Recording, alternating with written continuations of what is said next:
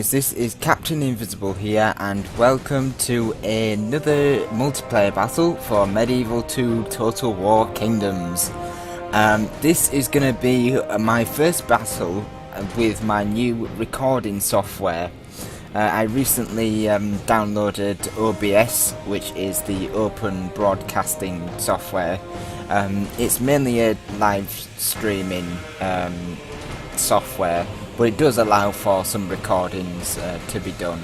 It was pointed out to me by Subatai, I believe. Thank you very much for pointing me in its general direction. I've been messing around with the settings, and I hope that I've managed to find some settings that actually work with my Medieval 2 Total War games. So yeah, this is going to be the first battle of me testing out these new settings, just so I can see what they like and what I need to do any improvements.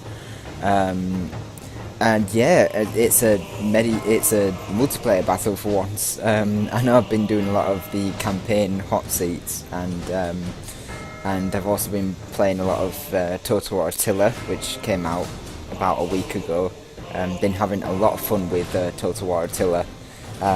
There's still some things they could really improve on it, but overall it's a pretty nice game, really good launch. I mean, I've heard from some of the other players that some other Total War titles were pretty rubbish on launch, and it was only through patching that they were improved. But Total War Attila seems to be quite a nice game, even on launch day. So yeah, it's quite a nice game in that respect, and it's something different, certainly different, but also kind of the same as Medieval 2 Total War, very cav heavy gameplay and such. But yeah, anyway, this is a Medieval 2 Total War online battle, and this is not me. This formation is not my style. This is my ally, Haggis, who is playing as Scotland. And I am over here playing as Sicily, and I'm just about to rush over to him as he's not deployed right next to me. He's decided to deploy right over there in a little horseshoe formation. So I'm gonna go over and help defend his little box there. And our opponents for this match were Criminal Copy Kill in command of the Timurids, and Brancaleone in command of the Moors. So just a quick rundown of the armies. It was I forgot what the money was. I think it was 25,000 per team, so that would give us about 12,500 per player. So yeah, we had that to play with, and the rules were max 6 cav, 6-2 cav, no artillery, elephants or guns, I believe. So for cavalry, I've got a general's bodyguard with some armor upgrades, I believe. Just the early period, because it was also a high period battle setting. 4 units of chivalric knights, fully upgraded again, very nice cavalry, and then a unit of these cavalry militia with some sweet armour on them for militiamen. Very nice. Then I brought 5 units of dismounted men-at-arms, the best infantry you can get for the Italian states on high period, which isn't saying a lot, but they do look sweet in their armour, and they're fairly cheap, so I could bring 5 of them without it affecting my budget too much. Then I've got 2 units of Italian spear militia in loose formation, just to defend my 4 units of Pavis crossbowmen. And then I've thrown up a unit of peasants, just to soak up anything that is thrown at me, which they'll do their job quite well in this battle. You'll see how well they do. Dying for me is always a job worth taking up. So Haggis is playing as Scotland. I believe it's probably his homeland. So he's fighting for his homeland and his Scottish people. Um, he was a relatively new player, hence the formation. But as I say, I didn't put it past him. He was yeah. I just wanted a battle just to test out my settings. So and plus it allows players to learn new things by participating in battles against better players. But yeah, I was more than welcome to let him on board. So he's got 4 units of spear militia up at the front, and they're flanked by 2 units of Highland pikemen. I think they're the best pikemen you can get in High Period as well. So none of those fancy armoured pikemen Scotland can get. Then he's got 4 units of Highland nobles and I believe 2 units of dismounted feudal knights without upgrades. The Highland nobles are a bit of an odd unit. They suffer from the two-handed bug, so you're not going to get the best performance out of them. I don't know how expensive they are. They might be more expensive than the feudal knights. I'm not too sure.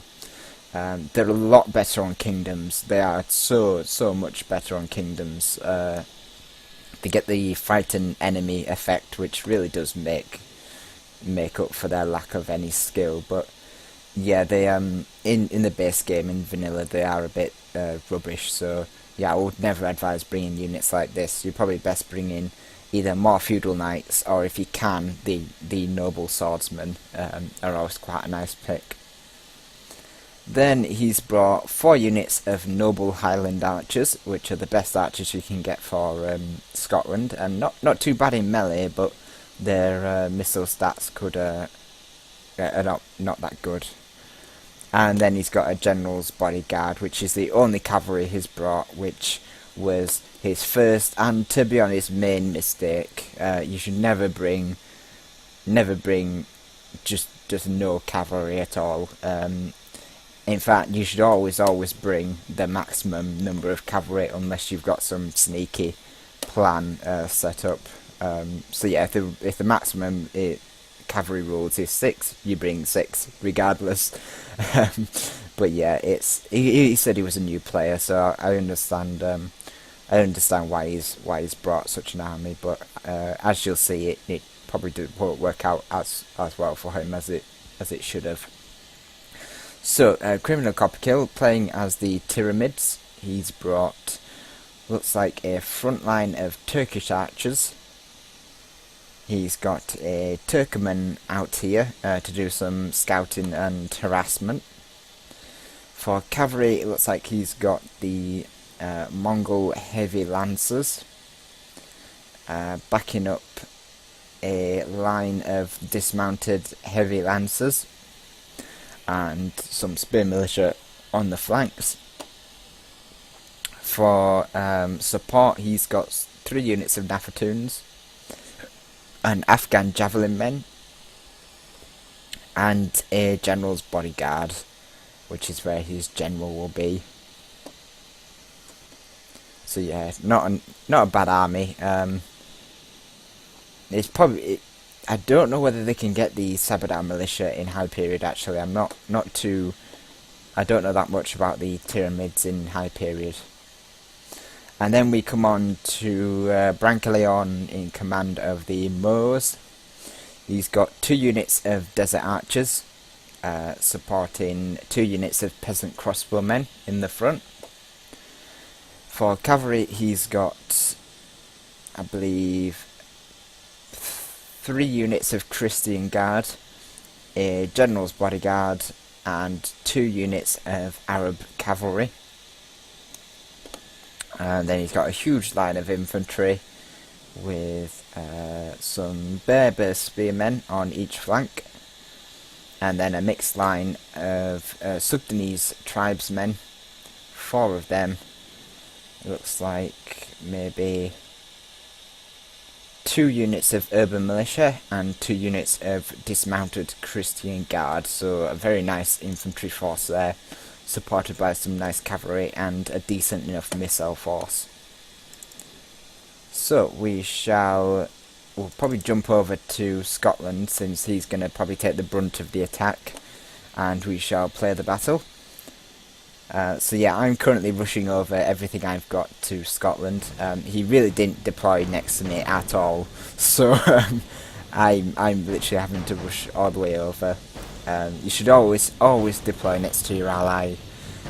If anything, it will put you closer to him and allow you to get to him for support. There's no real downside to it, other than it gives both enemies the chance to attack both of you at the same time, which, you know, in a 2 vs 2 you kind of expect that. Whereas if you deploy all the way out here, your enemies could just double team you, and it just won't end very well for you. So it looks like the Spear Militia were going to go into Skiltrum, but he decided against it for some strange reason. I mean, Skiltrum formation really doesn't have that much use unless you're going to be surrounded by cavalry, but your cavalry can still obliterate spearmen on the charge anyway, so it's usually just best using your spearmen to throw into an already existing cavalry fight. But it looks like this criminal Copperkill is going to move over and bring his full force to bear against Scotland. And in response, Scotland is going to go ahead to meet the Tyramid forces. So very brave action here by the Scottish. Obviously they are a very brave people, but they were not famed for their tactical genius, as you will shortly see in this battle as well.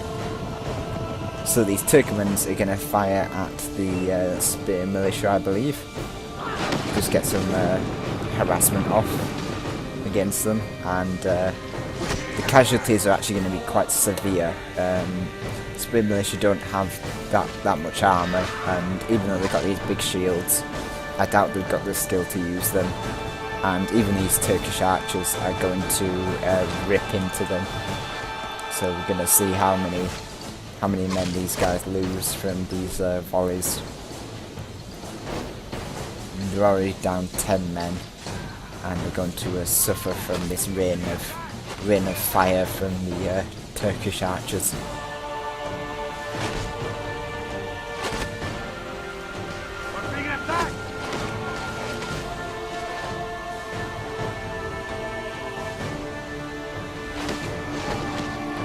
Not doing a bad job of resisting, but yeah, they'll just keep eating arrows, and there's not much the Scottish player can really do against it, except probably rush his army forward. Excuse me. So I managed to finally get my army to the Scottish flank. It looks like Brancaleone has sent some Arab cavalry on this flank to maybe draw off some of my units, but this is what my cavalry militia is for. It's here to support my flank and support my Haggis crossbow men that are going to take some pot shots against these Arab cavalry. I don't know how many casualties we cause against these with the crossbow men. I didn't pay too much attention to it, but anything to keep them out of this zone of influence. And it looks like that the Tyramid cavalry is going to work against the Scottish, already breaking some spearmen and now ploughing on through towards my Haggis crossbowmen. I tried to support with some cavalry, but it looks like he's able to get his cavalry out of the engagement. The Scottish forces are all in disarray now. The cavalry charge really did mess with their formation, and now they're going to eat more arrows as they try and reform.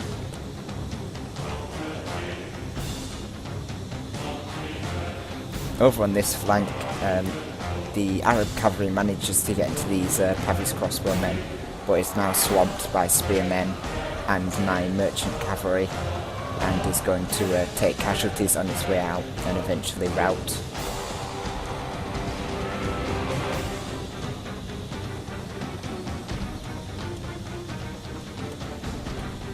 Still some more strikes from the Moorish cavalry coming in, but I'm able to ward it off with my chivalric knights. So it looks like Scotland is in dire straits and has decided to charge forward with his infantry. This is obviously what the Tyramid player wants, as his Nathatoons will be able to chew away at these heavily armoured infantry. There's still some more cavalry action going on in the background, but I'm managing to keep it at bay with my Chivalric Knights and my Spearmen. But these Scottish forces charge headlong into these Spearmen and get a face full of Nathatoon fire, as they do. I mean, in a fight, these Scottish Highland nobles might be able to beat these Spearmen. They're certainly better equipped for it, but in general, they're just not that good units, full stop. The Feudal Knights are better, and they're taking cavalry charges from the flank. So, Haggis has admitted defeat, his army has been routed, and now all that's left is the Sicilians to face the might of the Moorish forces, and then eventually the Tyramids once they reform. Only intervention by the Almighty Lord or a military genius can bring us victory from this disgrace. I think Criminal Copperkill did sort of want to hang back a bit because Haggis was a new player. He didn't want to just kill Haggis and then immediately come after me. So I think he just wanted to hang back and let me and Brancaleone fight it out, which was very, very noble of him. I don't think I would have had the patience for it, but yeah, it was very, very nice of him to let me and Brancaleone fight it out. So there's a cavalry fight going on this flank. Not sure who's going to be able to win that, but I do have cavalry support coming in. And I see an opportunity with the Moorish infantry moving forward to get a decent charge against these infantry units. You should always look for opportunities like this. I also get my general's bodyguard into the action, and now my infantry can follow up with a charge of its own whilst the Moorish infantry is in disarray.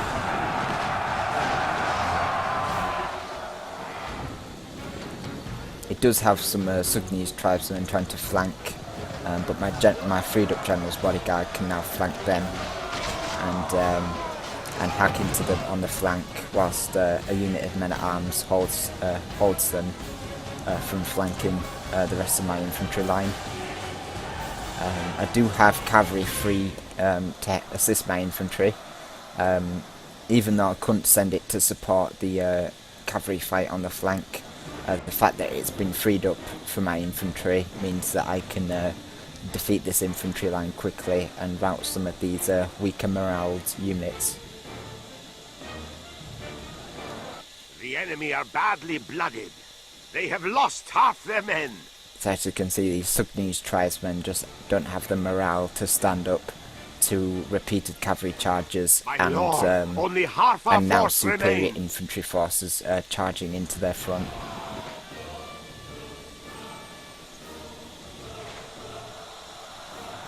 Meanwhile, in the back, the freed up Moorish cavalry can now clean up the rest of my Pavis crossbowmen, which is good. I mean, I just don't want it attacking my infantry line, so the longer it takes to kill my crossbowmen, the better. It's out of the fight, which my cavalry isn't. My cavalry is currently going wild in the enemy's back lines and into this infantry fight, hoping to rout some of these engaged infantry units. So a decisive charge from my general's bodyguard routs this flank, and my infantry is now able to push forward and take on these Berber spearmen. The Moorish cavalry is cleaning up my crossbowmen still, so it's not going to be able to influence this fight all that much. And my general's bodyguard is just going to take on these desert archers. and then do a quick hammer and anvil attack against these spearmen that have resisted far too long for my liking.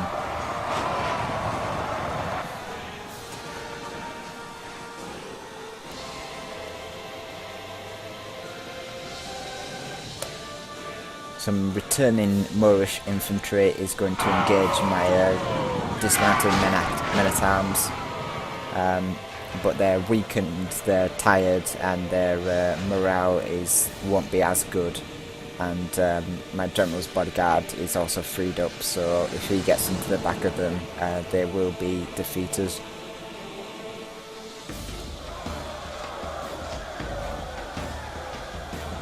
Just in the back, you can see the Tyramid forces lining up, waiting for the rest of Brancaleone's forces to be disbanded, and then he will come in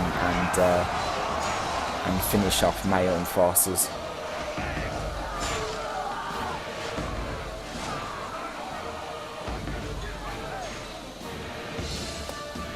So the last of the Moorish resistance has been defeated. All that's left is this cavalry that's roaming around, just mopping up the rest of my crossbowmen. So now with my infantry freed, I can pull it back to rest and hopefully get a bit of morale back for the fight against the Tyramids, who still have basically a full force waiting for me. So this is going to be an interesting challenge, I believe. You can see the battlefield streamed with bodies.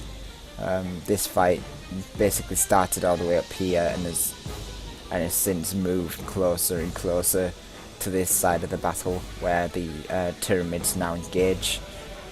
I decided to go into loose formation and try and sort of entangle the enemy cav. My idea was to basically bog the cavalry down in these loose formations and sort of surround them and hack them down that way. It was one of the ideas put forward in one of Swissman's tactics videos, and since I had no chance in hell of winning this battle, I figured I would try it now. So far it's not been that successful. The body count on my infantry is still considerable, what I would expect from cavalry charging into them. And my general has had to sacrifice himself to try and pin down some of the Tyramid cavalry. Lord preserve us. So yeah, I don't think it was a very successful tactic, but that said, there was a lot of cavalry there, so maybe on weakened cavalry it might do a bit better. So these are the results. I killed 835 men and captured 143. My ally Haggis, who was a new player, I'd like to put that forward still, killed 80 men and captured none. Criminal Copper killed 759 and captured 156. And Brancaleone, who I fought against, killed 635 and captured 112. So yeah, Haggis not doing too well there, but as I say, it was new, and I don't want to create excuses for him. But as I say, new players tend to not know the different units and things. So I'm sure, given the practice, he will become a better player. And I would like to see the day that I can play against him and maybe show him some new tactics. But yeah, it was a fun battle nevertheless. I really enjoyed facing Brancaleone, and as I say, playing as Sicily again was quite a nice change. I don't think I ever usually play as Sicily, so yeah, playing as them was quite a nice change for me as well. So that was the battle with my new recording software. So as I say, I'll put it up on YouTube. It'll be on there, so I can see what settings I played this battle on, and I can adjust them as and when necessary. So yeah, look forward to seeing some more online battles. I'll try and get some more up um, soon. As I say, I've got a lot of campaign stuff going on, hot seat campaign stuff going on. But as I say, I'm always looking for multiplayer battles. And as I say, I'll try to get more done recently. I know I've been neglecting it, but I've been fairly busy at work and things. But yeah, I'll get back into multiplayer battles and hopefully bring you guys maybe some sieges at some point. So yeah, thank you very much for watching, and I shall see you all in the next battle. So thank you.